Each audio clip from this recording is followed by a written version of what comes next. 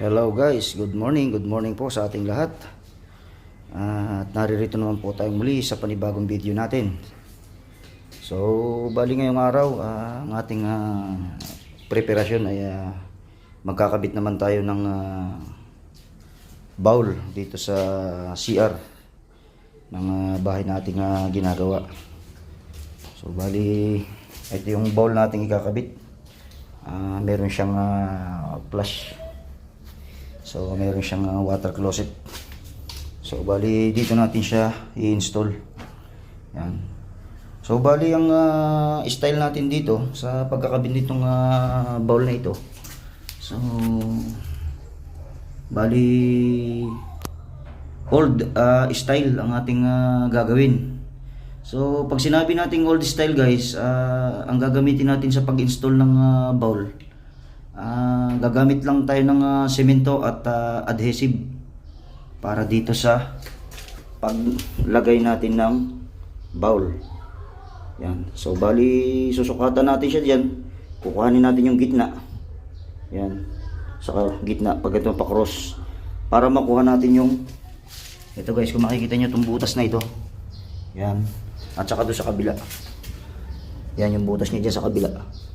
So bali kukuhanin din natin yung gitna nito, yung sukat ng gitna nito, saka yung yung sentro ng butas. So bali guguhitan natin dito sa kanyang fittings sa tubo. So guguhit tayo dyan, gitna. Guguhitan natin. Para pag sinalpak natin dito guys yung bowl, nakatapat din dito yung gitna niya, yung butas ng bowl, yung pinaka-tornilyuhan niya. So bali guys, ang ating gagawin dito old style. Semento ang gagamitin natin pang install dito sapagkat wala pa itong flooring. Wala pa itong tiles, kaya semento na lang ating gagamitin. So bali kasi ang makabagong style ngayon, gumagamit na ngayon ng tinatawag na flange. Yung rubber dito na malaki. Tapos meron siyang tornilyo dito na kinakabit para doon sa butas noong bowl. Ayun, kung makikita nyo, doon siya itinutornilyo dyan. And then may sinasalpak din ditong rubber para pag sinalpak natin yung bowl, makapit na makapit dito yung pinaka rubber niya doon sa ilalim nung bowl. Yan. So kahit na hindi tayo gumamit ng semento dito guys, dyan, ang gagamitin na lang natin dyan guys ay pinaka silicone ang nilalagay dyan. Hindi na gumagamit ng semento. Ganun ang makabagong design na ngayon. So yun, kalimitang ginagamit yun guys pagka yung itong tubo na ito ay mahaba ang service connection. Halimbawa mga 2 metro ang layo nung mula dito nung septic tank. Ganun ang kadalas ang ginagawa, planche ang ginagamit para in case na magkaroon ng problema, mabara, madaling tanggalin ang bowl. So kasi itong abang natin ito, kung matatandaan nyo ito, nandito lamang sa likod nitong ang ginawa nating septic tank. Kaya ang haba lamang ng ating tubo na abang ay meron lamang siyang 1 metro.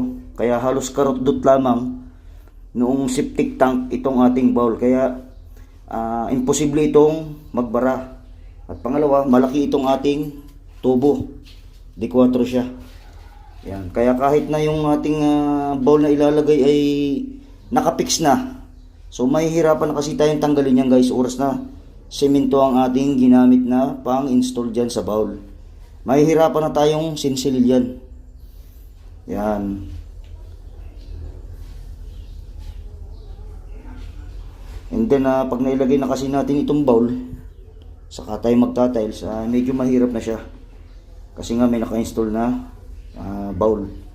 Pero dapat kasi ang uunahin kasi natin dito, magta-tiles muna tayo dyan. At magkakabit ng mga fittings. So bali kasi lack of budget na rin yung may-ari.